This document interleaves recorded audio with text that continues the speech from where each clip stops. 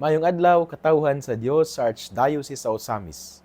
Sa ngalan sa atong talahuron nga Arsobispo, si Archbishop Martin Sarmiento Jumuwadidi ug sa kahugpungan sa tibuok kaparian dinhi sa lokal nga simbahan sa Osamis. Kini na usab si Reverend Father Eman Pudyutan ang maghatod kaninyo sa pamalandong bahin sa Ebanghelyo karong adlaw. Ug karong adlaw karon nga Sabado, June 21 sa tuig 2025 ug anaa na kita sa ika-11 nga semana sulod sa ordinaryong panahon diha sa liturhikanhong kalendaryo sa atong simbahan. Ug niining adlaw nga Sabado, ako gayud nga pagtimbaya sa tanan nga naminaw karon. Diha nagasunod sa AM 657 ug usab naka-tune in sila sa FM 100.7 ug sila nga naglantaw sa FB Live sa GXDD. Mayong adlaw kaninyong tanan. Ako usab nga pagtimbaya sa ato ang mga benefactors nga sila gayud sa kanunay ning tabang gayud sa niining ato ang tulumanon ang pamalandong sa matag adlaw sa radyo sa simbahan, ang pulpito sa kahanginan, ang GXDD. Ug ako uday usab nga greetings ngadto sa tanan nga anaa nangalagad diha sa Archdiocesan Shrine of the Virgen sa Kuta dinhi sa Archdiocese sa Osamis. Ilim na gayud nila Kuya Tiro ug si Ate Inday nga iyang asawa, si Kuya Ronron ug si Ate Sally nga iyang asawa, si Kuya Lando ug si Ate Emily nga iya ang asawa. Usab ngadto sa uban silang Ate Shirley, o silang Sister Maricho, silang Sister Daisy Ingito, ug uban nga mga madre sa Missionary Sisters of Our Lady of the Triumph of the Cross. Ug sila usab nga uban nga mga lay ministers nga nangalaga diha, ang mga lectors, sila Ate Virgie, ug ang mga Knights of the Altars, mga Marian altar servers, ug sila Engineer Ismail Larubis nga kuan gid kani siya, grabe ni siya ka dedicated gid kaayo nga pagkanang pagpangalagid gid sa Ginoo ba nga mura ba gihalad gid niya ayong kinabuhi diha sa pagpangalagad sa Ginoo. Apil na usab ang ato ang mga choir, sila Kate, sila Precious, sila Princess, sila Kuya Ronel uban po siyang asawa nga ang si Kuya Ronel mao man ang kaning muduyog. Unya apil na pod ang ato ang Kota choristers, sila Ti Darcy, sila Sir Joey, ug uban nga mga kauban sila Aaron, ug uban nga mga kauban sila Ate Gina, no? Nga nangalagad gid diha sa Archdiocese Shrine of the Virgen sa Kuta sa Archdiocese sa Osamis. Ako di usab nga greetings ngadto sa tanan nga ako ang mga parokyano dinhi sa parokya ni Señor San Vicente Ferrer sa lungsod sa Bonifacio. Special gid kay nga pag-mention sila Nanay Bebe Lubitanya kay kada adlaw bigid sila mosimba, sila Ate Inday, sila Ate Ani, sila Ate Tata, sila Ate Nida, sila Ate Lydia, si Ate Lydia usab nga siya ang fiscal, parish fiscal sa parokya sa Balaan nga Cruz diha sa Barangay Liluan, lungsod sa Bonifacio. Pero taga sentro man gid siya, taga poblasyon man gid siya. Muna kada adlaw siya musimba dinhi sa parokya, adisir siya moadto usab didto sa aron nga magtrabaho isip parish fiscal or secretary diya sa parokya sa Balaan nga Cruz sa lungsod sa Bonifacio. Kaninyong tanan nga mga parokyano nako dinhi sa lungsod sa Bonifacio sakop sa parokya ni Señor San Vicente Ferrer, maayong adlaw kaninyo. Mga igsuon, dirita sa itong ebanghelyo karong adlaw, June 21, tuig 2025. Nga atong pagkakutluon sumala sa ebanghelyo ni San Mateo. Himayaon ikaw o Ginoo. Si Jesus mingon sa mga tinun-an, walay tawo nga mahimong ulipon sa duha ka agalon, kay mahitabo gayud nga iyang dumta ng usa ug ang usa iyang higugmaon. Uunungan niya ang usa ug ang usa iyang tamayon. Dili kamo makapaulipon sa Dios ug sa salapi. Tungod niini sultihan ko kamo, ayaw kamo kabalaka sa inyong kanon ug sa inyong imnon aron mabuhi kamo sa inyong ibisti. Kay dili ba mas bililhon pa ang kinabuhi kaysa pagkaon ug ang lawas kaysa bisti? Tan-awa ang mga langgam, wala sila magpugas ni mag-ani aron ilang tigumon sa kamalig. Apan giatiman sila sa inyong amahan nga tuwa sa langit. Dili ba kamo mas bililhon pa kaayo kaysa mga langgam? Kinsa man kaninyo nga pinaagi sa pagkabalaka makadugang sa gitas-on sa iyang kinabuhi. Ug nganong mabalaka man kamo sa inyong ibiste, tan-awa giun sa pagtubo sa mga bulak sa kaumahan. Wala sila maghago ni maghabol aron makabiste. Apan sultihan ko kamo nga bisan pagani si Solomon nga dato na kaayo, walay sapot nga ingon katahom sa usa niining mga bulaka. Kung gibistihan sa Dios ang mga balili nga buhi, karon apan sa sunod adlaw malaya og isugnod sa hudno, kamo pakaha pagkadyutay ninyo pagtuo. Busa ayaw kamo kabalaka, kung asa kamo kanon o imnon o ibisti, kining mga butanga gitinguha kanunay sa mga pagano. Ang inyong amahan nga atwa sa langit nasayod nga nagkinahanglan kamo niining mga butanga. Apan unahan ninyo pagpangita ang gingarian sa Dios ug pagkinabuhi kamo uyon sa iyang kabubuton. O ang ubang mga butang ihatag niya kaninyo. Busa ayaw kamo kabalaka sa mosunod nga adlaw. May kaugalingong suliran ang sunod adlaw. Busa ayaw na pun-i ang suliran sa matag adlaw. Ngigsuon ang ebanghelyo sa Ginoo. Daygon ikaw o Kristo.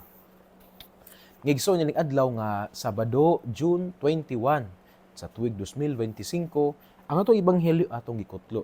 Sumala sa ebanghelyo ni San Mateo kapitulo 6 unya versikulo 24 hangtod sa 34. Diin kita gipahimangnuan ni Kristo mahitungod niining kabalaka. Naingon si Kristo kapila niya gibalik-balik din sa ebanghelyo, yang giingnan ang iyang mga tinunan, gusab kita karong panahon na nga dili kita angay mabalaka kay anaa man tay amahan nga naa sa langit. Kung palangga sa amahan ang mga balili, kung palangga sa amahan ang mga tanom, kung palangga sa amahan ang mga langgam nga naglupad-lupad sa kalibutan, much more mas palangga gayud sa Ginoo ang mga tawo. Kay kung moadto tas unang libro sa Biblia, sa libro sa Henesis, ang sa tanang gibuhat sa Ginoo, ang uban di sa pagbuhat sige pinagi lang sa pulong, di ba? Ingon na Ginoo nga let there be light ug nahimugso ang kahayag.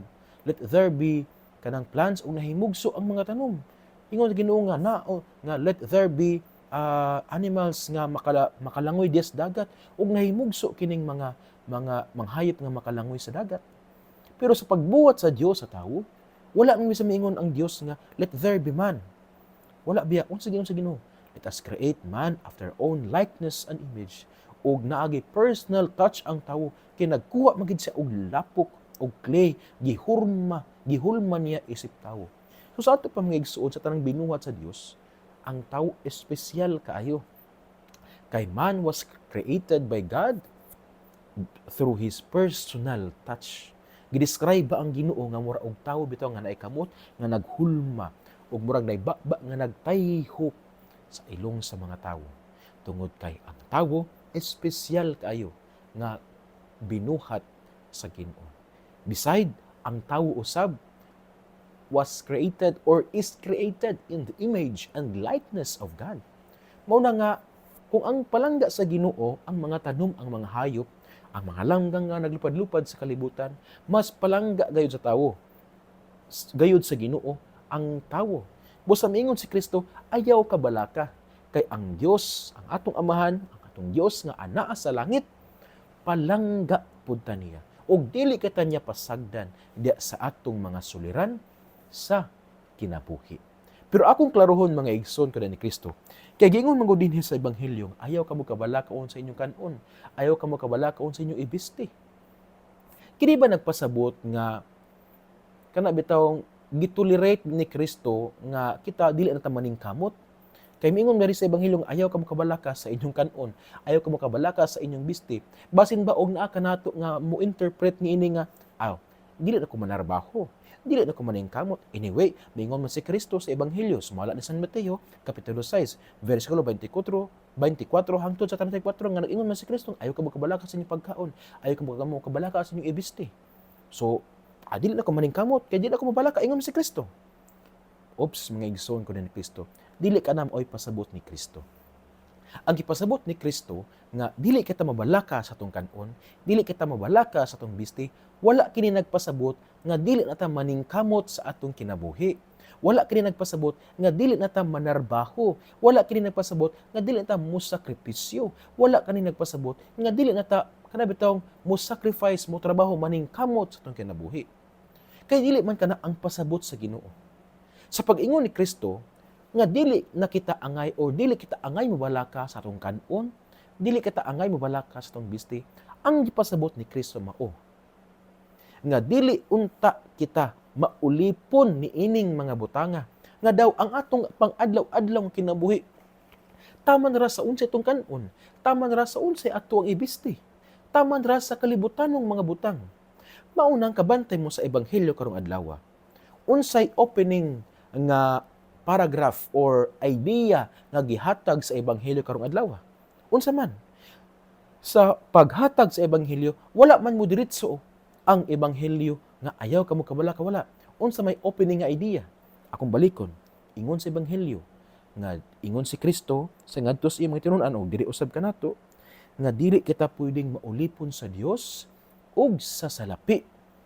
So mo kini ang naghatag nato og idea.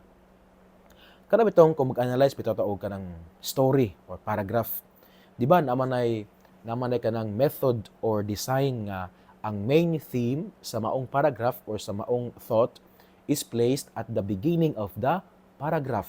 Mura ba ang opening statement mao siya ang main thought. Unya ang following nga sentences are the elaborations of this main thought aron mas maklaro, mas masabtan. Pero ang main thought na sa first sentence. So usa na siya sa mga designs how to can articulate our thoughts. Napoy uban nga ang main thought naa sa tunga-tunga, napoy uban nga naa sa katapusan.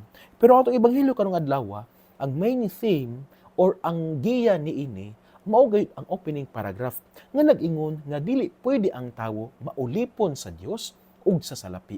Nga naman, unsa di ang resulta kung ang tawo maulipon sa salapi? Mao ka lang giingon ni Kristo nga puros ra kabalaka sa unsay ibisti, puros ra kabalaka sa unsay kanon, puros ra kabalaka sa pagkab-ot sa kalibutanong mga butang. Ug maoy nahimong hinungdan nga dili na makapangita sa gingharian sa Dios. No wonder why sa katapusan sa tong ebanghelyo, unsa gingon sa katapusan sa ebanghelyo? Unahan ninyo pagpangita ang gingharian sa Dios. Why? Because ang opening statement sa atong ebanghelyo, ang main theme is that ang tawo dili pwedeng maulipon sa salapi. Dili pwedeng duha ang iyang agalon. Kinahanglan kung naay agalon ang tawo, mao ra gayud ang Ginoo. Dili ang salapi. Mauna nga ang kabalaka nga giingon ni Kristo wala nagpasabot nga dili kita maningkamot. Or wala po ni nagpasabot nga dili ta kinahanglan mabalaka sa atong kinabuhi. Kay ang kabalaka kabahin man siya sa pagbati sa tawo, mabalaka man gyud ta. Pero kini nga kabalaka nagpasabot nga dili ta magpaulipon sa salapi. Kay kung ulipon ganita sa salapi, puro sa ta kabalaka unsay atong maangkon, puro sa ta mabalaka unsay atong suoton, unsay atong kanon na pod mo ni mona. Nya mo'y nahimong hinungdan nga dili na ta makapangita sa gingharian sa Dios. Praktikal nga or konkreto nga ehemplo niini. Kanang matag adlaw nga Domingo, kita giawhag or kanang sugo magid siya, we are obliged na matay gitawag og Sunday obligation. Nga nagpasabot nga kinahanglan gyud sa matag adlaw sa Domingo, mosimba gid ta. Kay kung dili ka ta makasimba, nakasala na ta niana. Sumo ka na ang murabad ato ang sa atong pagsimba sa Ginoo, atong gipadayag o atong giila nga atong agalon ang Ginoo. Pero kasagaran usahay sa ato pud nga kasinatian, kay dili na ta mosimba sa adlaw Domingo naman, kay manarbaho. Dili ta mosimba sa adlaw Domingo naman, kay mao na daghang mga rason. Unya ang rason is unsa man, pagpangitag kwarta. Nya nganong di mo simba? Kay kung makagasto og atong butang pinakataas nga 2 ka oras diya simbahan, usikan kayon ta, sus may pay katong 2 ka oras, ako katong gigahin sa pagpangitag kwarta, naapon ta ako'y kwarta karon. So mangigsuon, ang pagpangitag kwarta dili man sayop. Pero hinaot kining mga butanga, dili makapugong kanato sa pagpangita sa gingharian sa Dios. So sa adlawng Domingo, mosimba kita. Pila ra lang 1 ka oras, 1 ka oras, 30 minutos nga ato igayon alang sa Ginoo. Nya pagumana, manarbaho ta, ngitag kwarta. Dili kay puro sa pagpangitag kwarta. Nga naman, bantay bisan biya o kana imong rason bitaw nga nganong mangita og kwarta kay pobre mo. No, basin biya o ang pagpangita nimo kwarta nga mahoy nahimong hinungdan nga dili nang makasimba sa Dios, basin biya dili kapobrehon ang rason niya na. Basin biya og kahakog kana bitaw ato ang gusto nga dili bitaw masatisfy. So mao kana mga igsoon ang giingon ni Kristo sa atuang ebanghelyo. Nga dili kita mabalaka, nagpasabot nga dili kita magpaulipon sa lapi. Kung ulipon ta sa lapi, unsay iya ang immediate nga consequence? Puros na takabalaka sa pagpangita og kwarta. Puros takabalaka sa pagpangita og bisti. Puros takabalaka sa pagkabot sa kalibutanong mga butang. Nga mao'y nahimong hinungdan nga dili na ta makapangita sa gingharian sa Ginoo. Busa mga igsuon, kini ang puntos ebanghelyo karong adlaw. Nga dili anay kita nga magpaulipon sa salapi. Kay kung ulipon ta sa salapi, puros ta kabalaka. Mao na nga ang atong hunahuna, unsaon pagpatubo, unsaon na lang paginansya, dili na ta makaampo, dili na ta makasimba. Tungod kay ang atong hunahuna puros kwarta. Yan nalimot beta nga dili binato ni madala nga sa langit. Di ba? Sama sa kung kiingon kagahapon, nga pipila sa mga kanabitawng mga nangamatay nga mga dato kayo gipadalan man. Dala gold sa ilang lungon, gilubong gani uban kanila ang ilang mga relo, ang ilang mga nga nadala ba wala man napabilin man didto. Ano man kay mao lagi na sama sa giingon sa ebanghelyo kagahapon adlaw. Ayaw pagtigom og bahandi nga makutkot sa anay nga matay-an nga madugta. Ngigsuon hinaot unta nga atong unahon ang gingarian sa Dios. Kaya kung atong unahon ang Ginoo, dili pud ta niya pasagdan.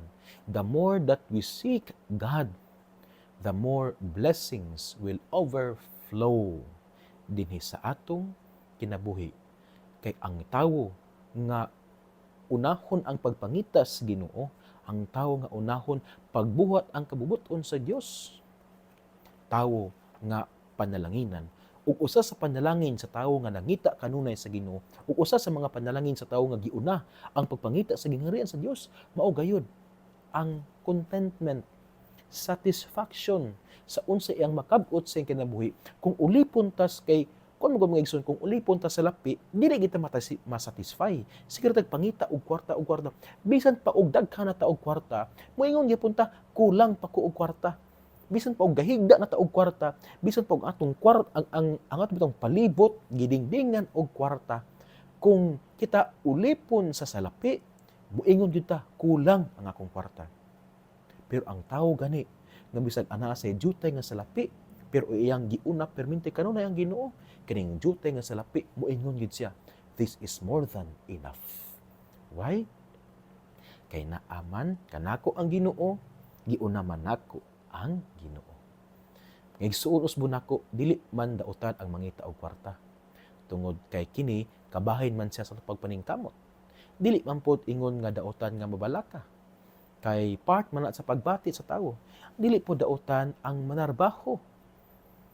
Kining mga butang nga mahimo lang siyang sayop. Kung kining ato ang pagpangita og kwarta, maghimo natong dili na noon master sa kwarta panulipon sa kwarta.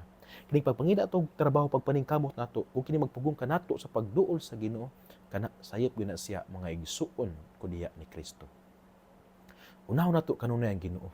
Kay matud pa sa ebanghelyo, sa katapusang bahin sa ebanghelyo, ingon si Kristo, unahan ninyo pagpangita ang gingarian sa Dios ug pagkinabuhi kamuuyon sa iyang kabubuton ug ang ubang mga butang ihatag niya kaninyo. Ngigsuon, din hinalakukutob sa akong pagmalandong. Dito kalimtan nga ang pulong sa Ginoo ang agiran paminawon, pamalandungan ug paningkamutan nga puy-an niya sa atong kinabuhi. Kay bulahan kayo ang tawo nga naningkamot nga magpuyo sa mga pulong ni Hesus. Sama siya sa usa ka kahoy nga gitanom daplin sa pa kansang dahon dili gid malaya. Unya tiempo sa timbunga siya mohatag og mamaayo ug daghang mga bunga.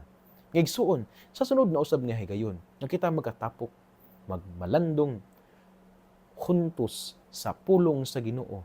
Huntos na kita nga mamalandong sa pulong sa Ginoo. Niini nga to ang tulumanon ang sa pagpamalandong sa matag adlaw dinhi sa radyo sa simbahan, ang pulpito sa kahanginan, ang DXDT. Uban sa pangaliya sa tumahal nga inahan, Nagisangpit natong mga misamisno nga beren sa kuta, ang Dios unta, mga panalangin kaninyo kanunay, sa ngalan sa Amahan, ug sa Anak, ug sa Espiritu Santo. Amen. Mag-amping maayong adlaw. Que Dios les siempre bendiga.